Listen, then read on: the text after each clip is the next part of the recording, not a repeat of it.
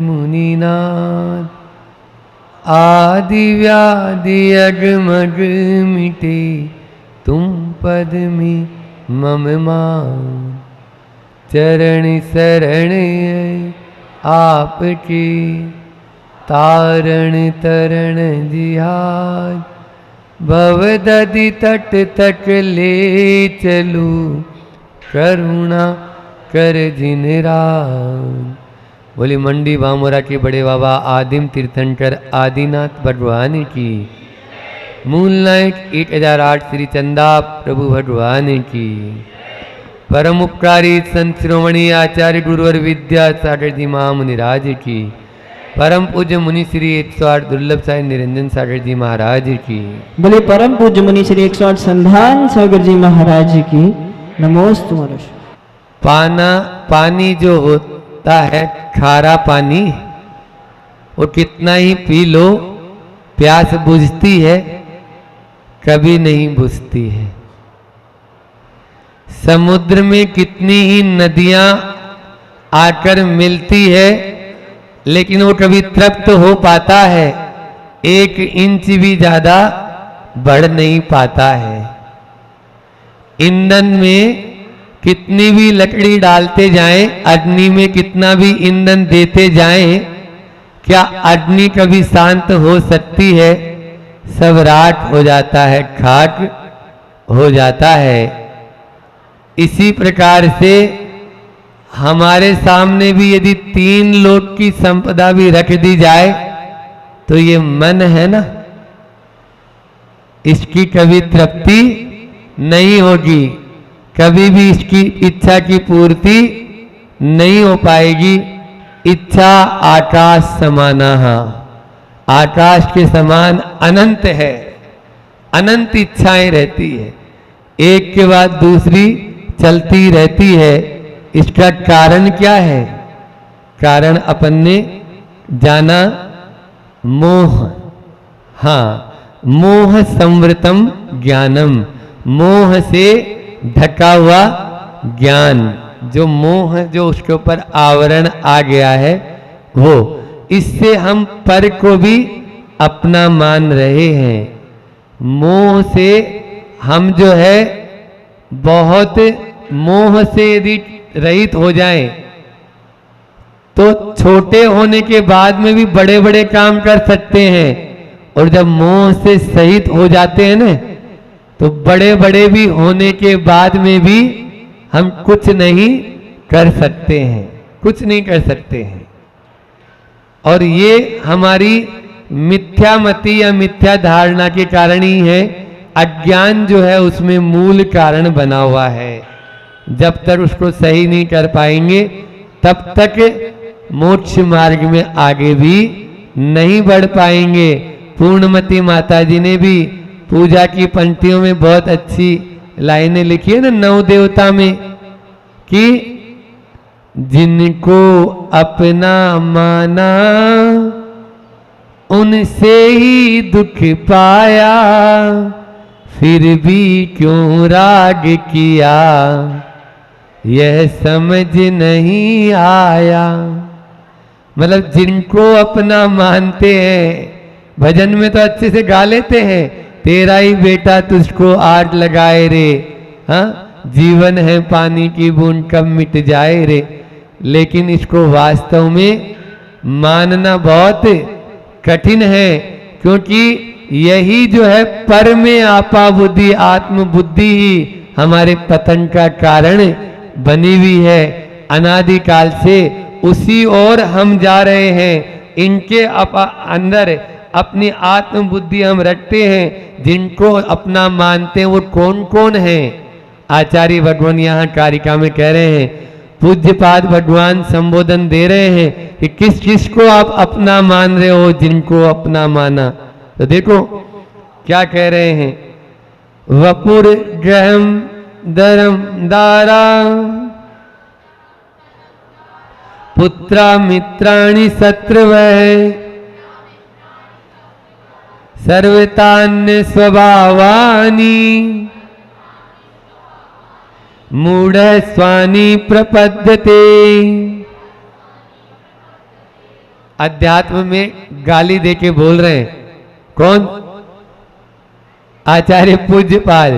तू मूढ़ है। हाँ, मूढ़ है स्वानी प्रपद्यते। मूढ़ होकर, मूढ़ का मतलब यहां पर मोही। मूढ़ का मतलब क्या है? मोही। वैसे मूर्ख बोलते हैं, है ना, मूर्ख बोलते हैं। तो ये मूर्ख जो है, मुक्त है, मोही है ये जीव, जो स्वानी अपना है ऐसा मान रहा है। काय के कारण? सर्वता अन्य स्वभावानी, जो सर्वता अन्य है, हमारे से भिन्न है, हमारे हो नहीं सकते और हैं भी नहीं, लेकिन फिर भी मान रहे हैं। कौन कौन है वो? सबसे पहला दिया वपु। वपु यानी शरीर, क्योंकि सबसे नजदीक कौन है? शरीर है। फिर शरीर कोई अकेला तो रहेगा नहीं, तो गृहम घर है, धनम धन है, दारा स्त्री है, पुत्र, और मित्र शत्रव है, शत्रु। ये सबको सर्वता अन्य स्वभावानी, सब अन्य है, लेकिन फिर भी अपना मूढ़ स्वानी प्रपद्यते, यह मूढ़ अपना मान रहा है, अपना जान रहा है, जबकि ऐसा वास्तव में है नहीं। आप देख लीजिए, कल भी हमने कहा था कि थोड़ा सा भी शरीर में कुछ हो जाता है तो हम पूरा विवेक खो देते हैं। फिर उस समय यह भी नहीं दिखता है कि यह हिंसात्मक तरीके से बनी है या अहिंसात्मक तरीके से बनी है। तुम तो जैसे तैसे कैसे भी हो लगा दे इंजेक्शन, ताकि हम बच जाएं, ताकि हमारा दर्द कम हो जाए, ताकि हमें कष्ट न हो। भले ही वो कितने कष्टों से, कितनों को कष्ट देके बनाया हो वो सामग्री, लेकिन अपन ने कभी विचार किया?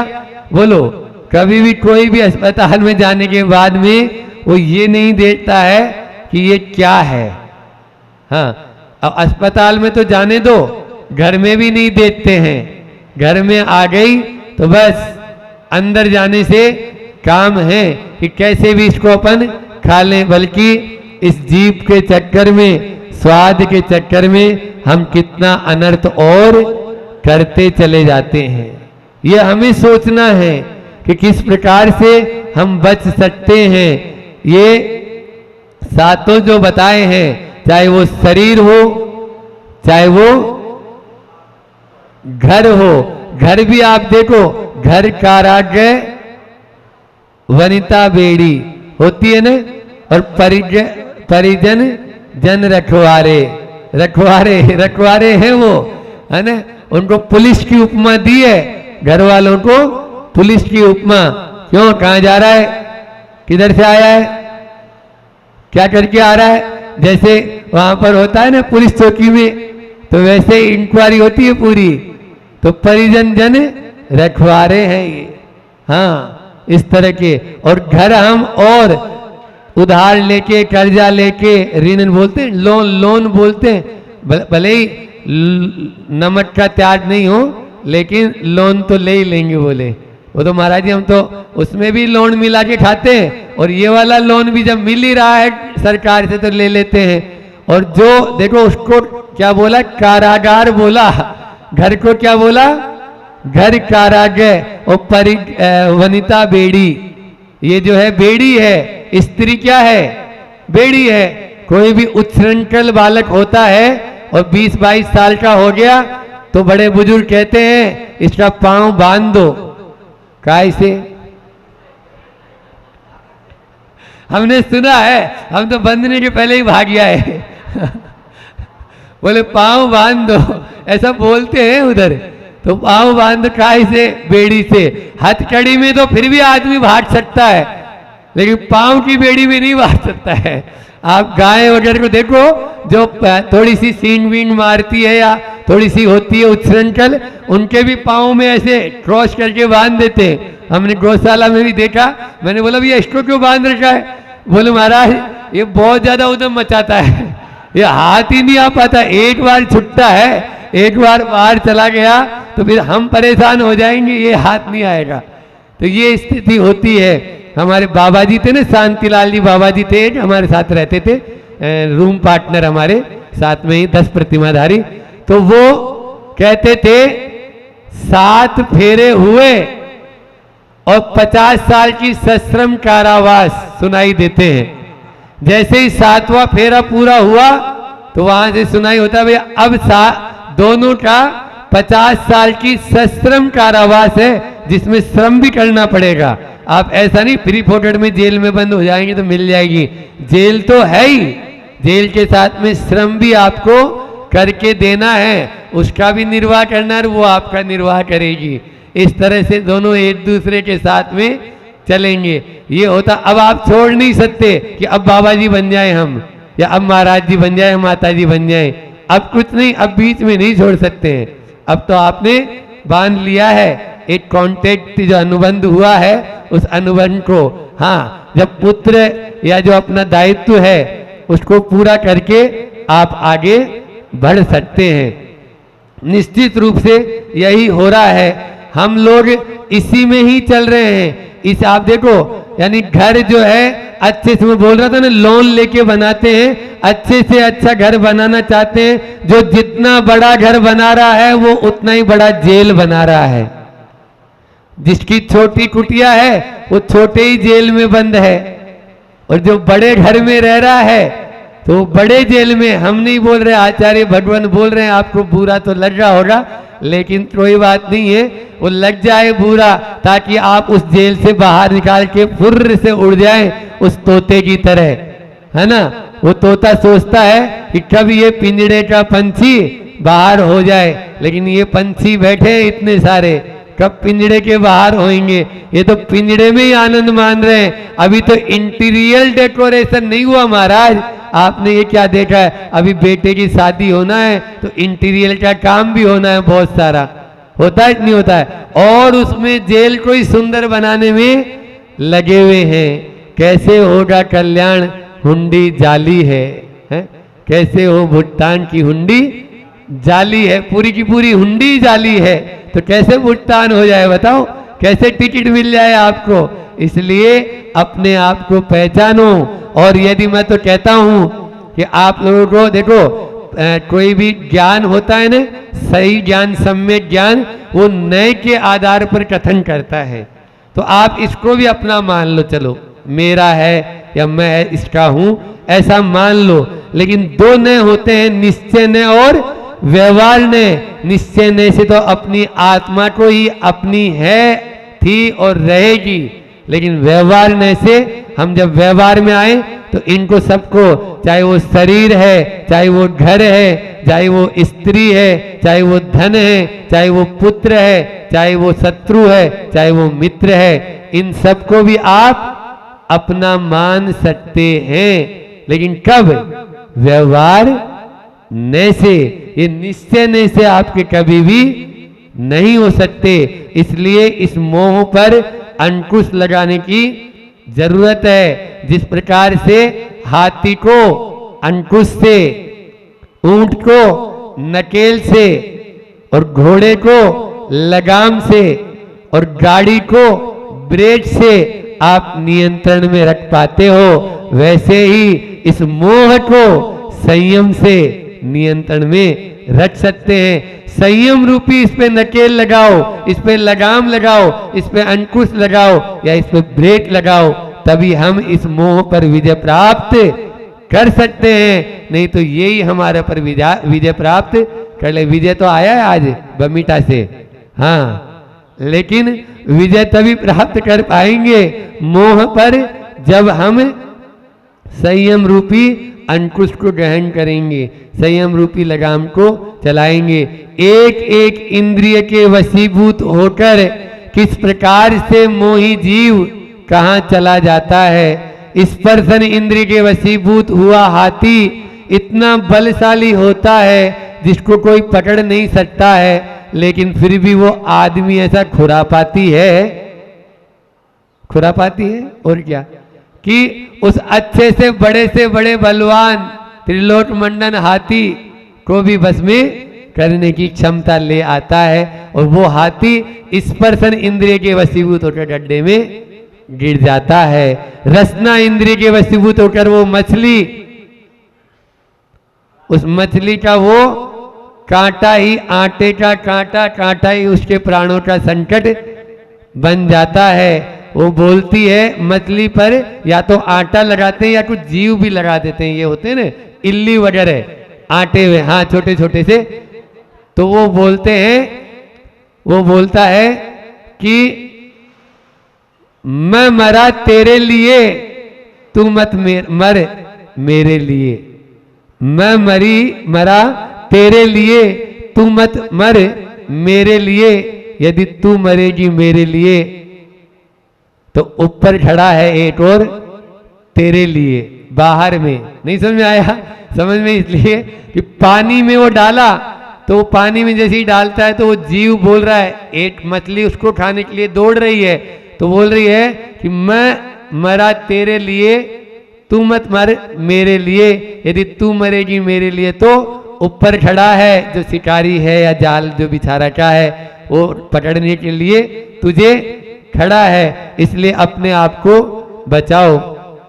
फिर उसके बाद में आता है इसमें एक वज्रनाभि चक्रवर्ती हुए न, आगे तीसरी घ्राण इंद्रिय।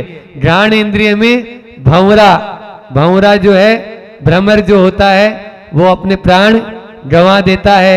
चक्षु इंद्रिय में पतंगा, हाँ परवाना हो जाता है समा का, मैं समा तू परवाना, ऐसा होता है ना, तो वो परवाना हो के अपने प्राणों को वहां पर छोड़ देता है। और उसके बाद में कर्ण इंद्रिय में हिरण जो है ना उसको संगीत बहुत प्रिय होता है, और जैसे ही कोई संगीत को शिकारी संगीत बजाता है तो वो स्तब्ध होकर उसको सुनने का प्रयास करता है। इतने में उसके ऊपर बाण का प्रहार होता है और वो प्राणों से हाथ धो बैठता है। ये तो एक एक इंद्रिय की हालत है।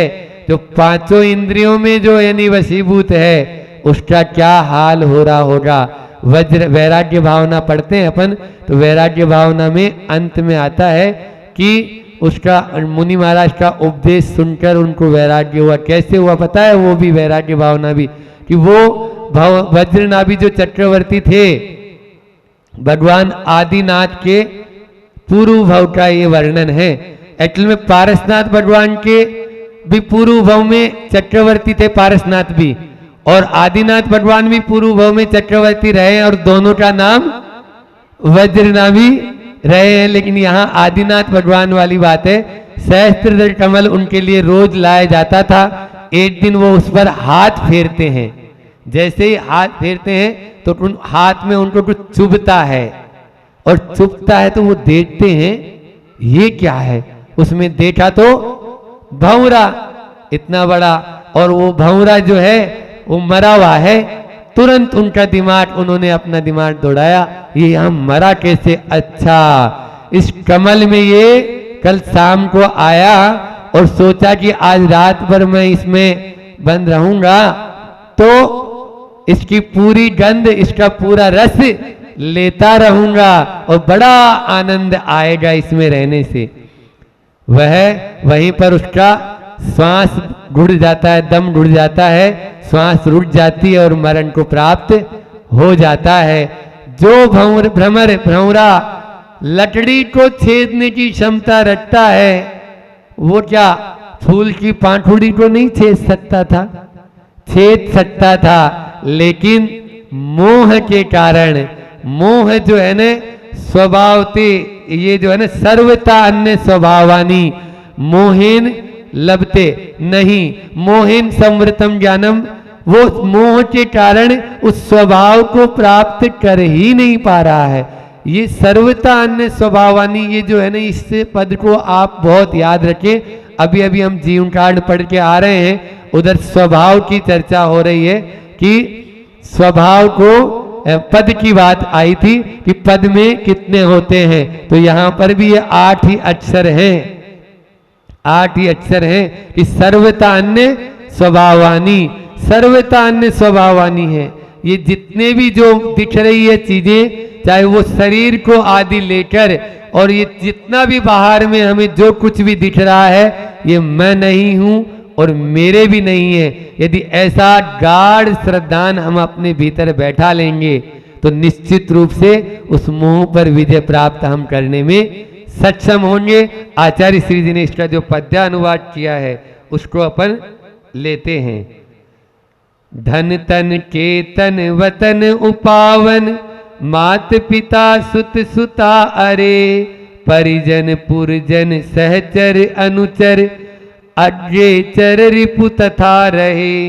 सुन सुन सब में आत्म से अति, भिन्न स्वभावी ज्ञात रहे। मूढ़ इन्हें नित निजी मानते, भव में भटके भ्रांत रहे।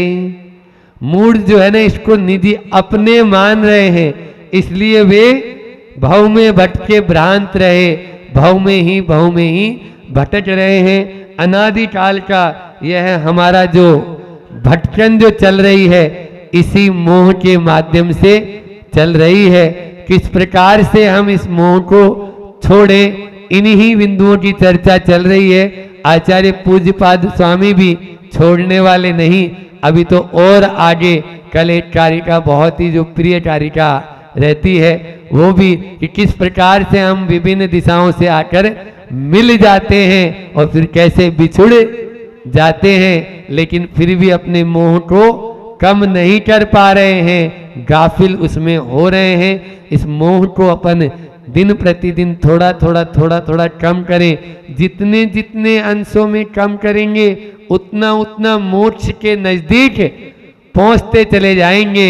इसलिए मोक्ष के नजदीक पहुंचे ऐसी भावना के साथ में मैं अपनी वाणी को विराम देता हूं। अहिंसा परमो धर्म की महाराज की, पूज्य मुनि श्री 108 दुर्लभ सागर जी महाराज की। आत्म के अहित विषय का साइंस पे चर्चा चल रही हैगी। कल के प्रमुख बिंदुओं को अपन ले लेते हैं। प्रसन्नता और प्रेम के साथ तीसरे नंबर पर पुण्य चाहिए। प्रसन्नता, प्रेम और पुण्य के साथ परमात्मा चाहिए। अब आप कैसे प्रकार के व्यक्ति हैं तो आप जाने। आपको एक चीज़ चाहिए, दो चीज़ चाहिए, तीन चीज़ चाहिए कि चारों चीज़ चाहिए, आप विचार कर लेना, आपके ऊपर है। तो चौथे उसमें जो विशेष कल बात आई थी उसको हम एक बार फिर से रिवाइज कर लेते हैं। मैंने आग को बहुत अच्छी उपमा दी थी। वो आग जो है वो क्या है? वीतरागी है, राग देश से रही थी। मतलब सामान्य आग तो कपड़े को नहीं, कचरे को, सबको जलाती है, किसी प्रकार का वो अच्छा बुरा नहीं देखती। लेकिन आपकी क्रोध रूपी अग्नि क्या करती है? आपके दोषों को तो संभाल के रखती है और गुणों को जलाती है। ऐसी वो अग्नि थी।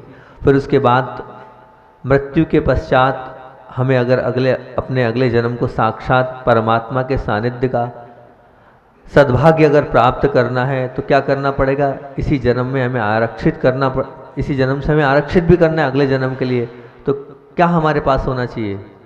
सद्गुणों को रखना पड़ेगा। सद्गुण हमारे पास रहेंगे तभी हम आने वाले भव में परमात्मा के लिए रिजर्वेशन कर पाएंगे।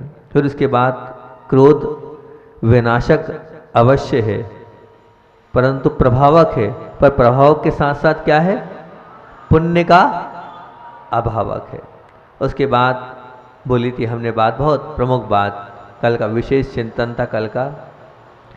पुण्य की पूंजी, पुण्य की जो पूंजी है ना हो, बोलो ना, पुण्य की पूंजी ना हो तो क्रोध के आचरण में सफलता कदापि नहीं मिलेगी। मतलब क्या है? वो जो क्रोध आप कर रहे हो वो पुण्य की पूंजी के कारण कर रहे हो। इसको अपन ने खोला था।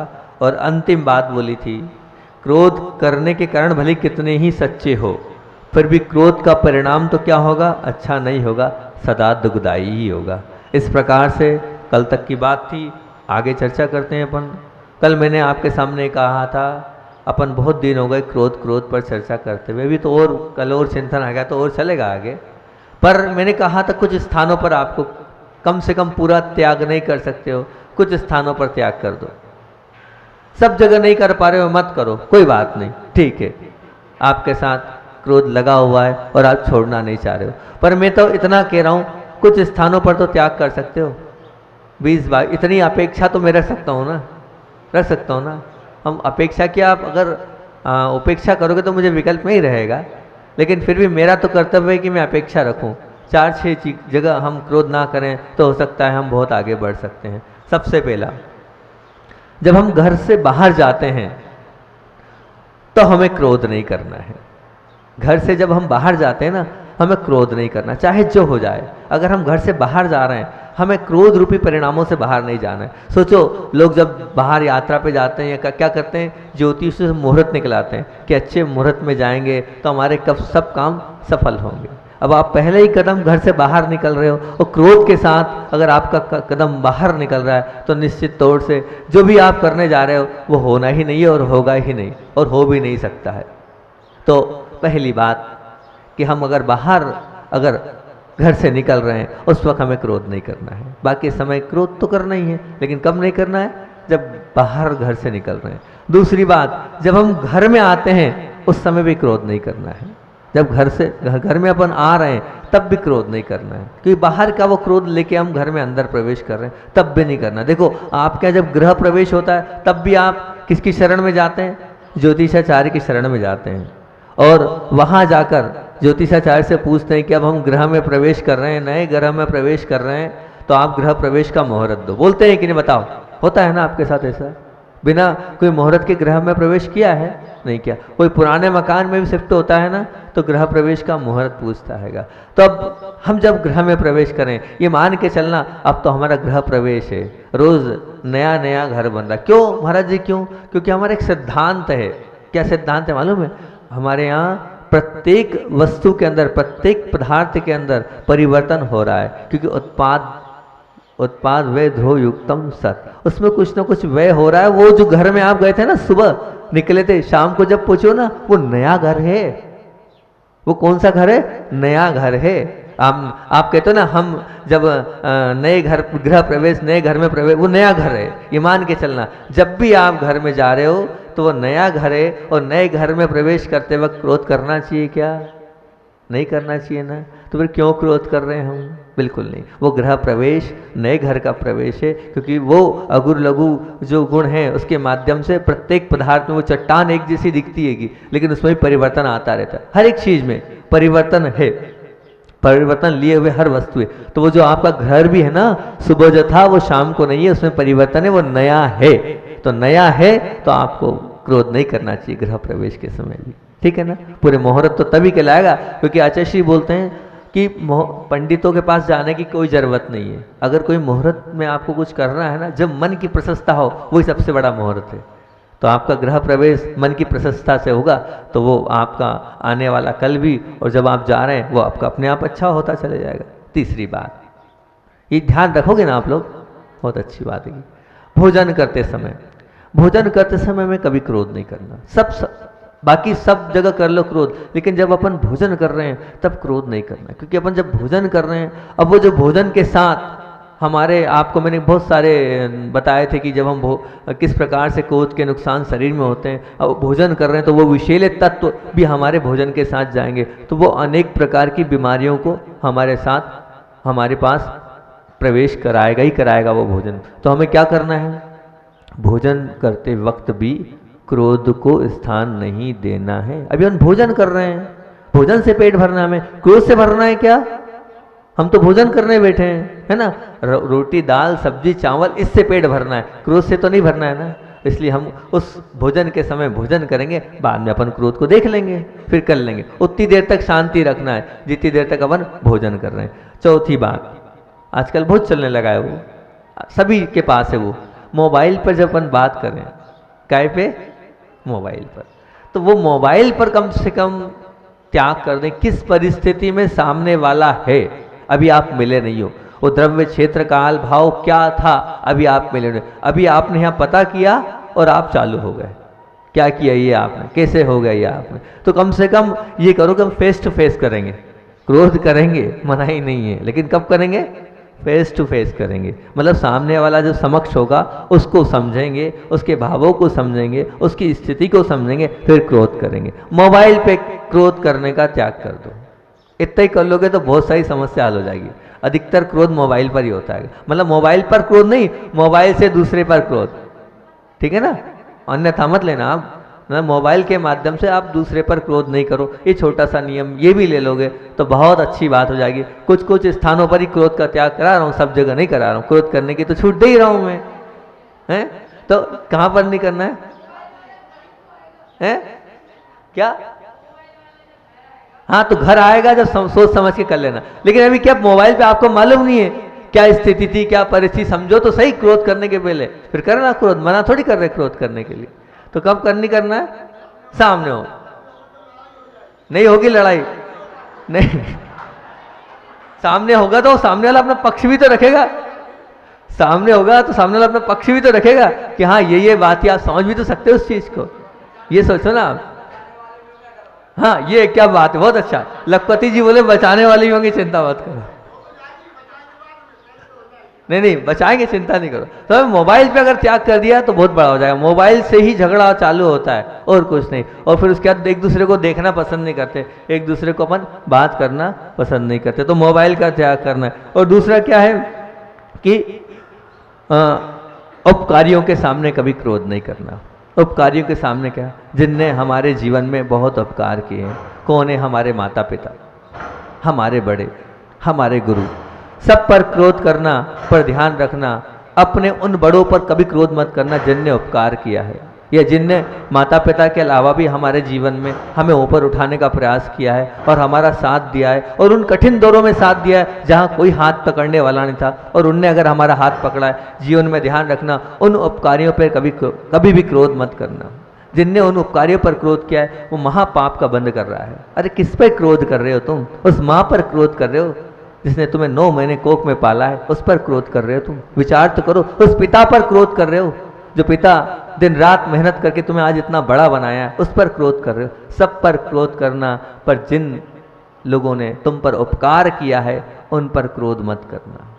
उन पर क्रोध बिल्कुल, लगता है परिस्थिति होती है कि नहीं हमें मम्मी पर क्रोध करना है, हमें पिता पर क्रोध करना नहीं, लेकिन नहीं। अभी जिस परिस्थिति में वो थे उस परिस्थिति को आप समझो। वो किस परिस्थिति में आपको, उन्होंने किस तरह से आपको पाला है, वो आपको विचार नहीं आ रहा है, पर आपको तो अभी अपना सब कुछ दिख रहा है और आप क्रोध कर रहे हो। तो एक बात ध्यान ये रखना, सब पर क्रोध करना, पर जो उपकारी है उस पर क्रोध मत करना। वो सब हो सकते हैं, मित्र भी हो सकता है, बंधु भी हो सकता है, रिश्तेदार भी हो सकता है, माता पिता भी हो सकते हैं। उपकारी पर कभी क्रोध मत करना, ये एक। और फिर उसके बाद धर्म स्थान में कभी क्रोध मत करना। धर्म स्थान से तात्पर्य मंदिर में, प्रभु के सामने, देव शास्त्र गुरु के सामने कभी क्रोध मत करना, क्योंकि सब पाप धुलते कहाँ आके? देव शास्त्र गुरु के आगे धुलते हैं सब पाप। और अगर वही पाप बांधोगे तो उसको कहाँ जाके धोओगे? चिंतन तो करो, मंथन तो करो कि कहाँ पाप धुलते हैं। आपको पाप धोने का कहाँ क्या बताया गया है कि भैया देव शास्त्र गुरु के चरणों में जाकर अपने पापों की निर्जरा होगी, पाप धुलेंगे। अब उनके चरणों में बांधा गया पाप, अब कौन सा नया स्थान लाओगे आप जहां वो धुलेंगे पाप? सब जगह करना क्रोध, मगर कहाँ नहीं करना? धर्म स्थान पर कभी क्रोध मत करना, देव शास्त्र गुरु के सामने कभी क्रोध नहीं करना, नहीं तो इसका अंत बहुत आपको नुकसानदायक ही रहेगा। उसके बाद अगली बात और अंतिम बात, ज़्यादा नहीं कर रहा हूँ। तो आप बोले महाराज जी आप तो पूरे स्थान ले लिया आपने, बचा क्या? नहीं, अंतिम, बस अंतिम, इसके बाद नहीं, इसका छोड़ देंगे हम, आपको क्रोध करने की छूट दे देंगे। अंतिम, जब हम सो रहे हैं ना तब हमें क्रोध नहीं करना। जब हम सोने जा रहे हैं तब क्रोध नहीं करना, क्योंकि ध्यान रखना क्रोधी व्यक्ति कभी सो नहीं पाता है। और जब क्रोध करके जाता है तो घंटे, 2 घंटे, 4 घंटे वही दिमाग में चलता है, उसको नींद नहीं आती है। और जहाँ नींद नहीं आती है तो अब फिर नींद डिस्टर्ब तो सब डिस्टर्ब, फिर तो दिन भर डिस्टर्ब, और फिर वही क्रोध और आने वाले क्रोध को जन्म देगा। शरीर जब हमारा साथ नहीं देगा तो निश्चित तौर से हम और चिड़चिड़े हो जाएंगे और मुसीबतों को साथ लेके आएंगे। तो ध्यान रखना, जब हम सो रहे हैं ना तब भी क्रोध नहीं करना, किसी भी कीमत पर क्रोध नहीं करना। यहाँ तक कि अच्छी याद आ गई एक बात, भोजन के ऊपर अभी एकदम बात याद आई। आचार्य श्री जी भाग्योदय की बात है, दंडमती माता जी आदि सब आए थे। हम तो उस वक्त थे ब्रह्मचारी और पंच कल्याणक में गए थे, हम तो पीछे खड़े थे और सुन रहे थे। तो बिहार करना था और माता जी लोगों की भावना ही होगी बिहार करने के।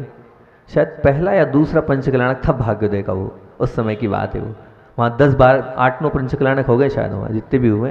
तो आचार्य ने कहा, जो दृढ़मती माता जी हैं, उनके पिताजी हैं, नाम तो याद नहीं आ रहा उनका मुझे, पटना वाले कहलाते हैं वो, गुलाब चंद जी पटना, बिल्कुल ठीक, महाराज जी को याद है। महाराज जी क्या भाग्योदय में रहे हैं, पूरा भाग्योदय को चलाया महाराज जी ने, पहले आचार्य ने भाग्योदय भेजा था आपको। तो पटना वाले थे गुलाब चंद जी। अब हम वहीं खड़े थे पीछे, वो याद आ गया हमें। तो गुलाब चंद जी पटना वालों से उन्होंने कहा, आचार्य जी फिर वो बिहार तो है, अभी हम माता जी को जाके बता देते हैं। तो आचार्य जी कहा, नहीं नहीं अभी नहीं बताना, अभी कुछ नहीं बताना। बोले अभी आहार हो जाए, आहार के बाद बताना, ऐसी बात ही आहार के पहले नहीं बताते, नहीं तो आहार नहीं जाता है अंदर।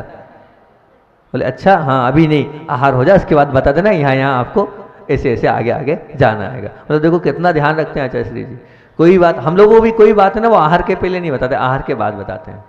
जैसे कुछ बात हो, कुछ समझाना हो, कुछ कहना हो, तो कब बताएंगे? वो आहार के बाद। कम से कम पहले आप आहार तो कर लो, लेकिन आप क्या है, आहार के पहले चालू हो जाते हैं, खुद भी चालू हो जाते हैं और सामने वाले के साथ भी कर लेते हैं। वो भी आहार नहीं कर पाता है और आप भी नहीं करते हो आहार। होता है ना ऐसा रोज होता है। आप भी शांति से आहार नहीं कर पा रहे हो और सामने वाला तो करेगा ही नहीं, जिसपे आप क्रोध कर रहे हो वो कर ही नहीं पाएगा। इतना आपको ध्यान रखना है। तो 4-6 चीजें हैं। घर से बाहर जाते वक्त आपको क्रोध नहीं करना है, पहली बात। जब हम घर में प्रवेश कर रहे हैं तो क्रोध नहीं करना है, दूसरी बात। तीसरी बात, जब हम भोजन करते समय क्रोध नहीं करना है, तीसरी बात। और मोबाइल पर बात, मतलब मोबाइल पर हमें क्रोध का नहीं करना है, ये कौन सी होगी? चौथी बात। पांचवी बात, उपकारियों पर तो कदापि नहीं करना है, पांचवी बात है ना। और छठवीं और महत्वपूर्ण, क्या? धर्म स्थान पर कभी क्रोध नहीं, देव शास्त्र गुरु के समक्ष कभी क्रोध नहीं करना। और फिर उसके बाद सातवीं, कहां पर? सोते समय क्रोध नहीं करना। ये 7 स्थान आपको बता दिए।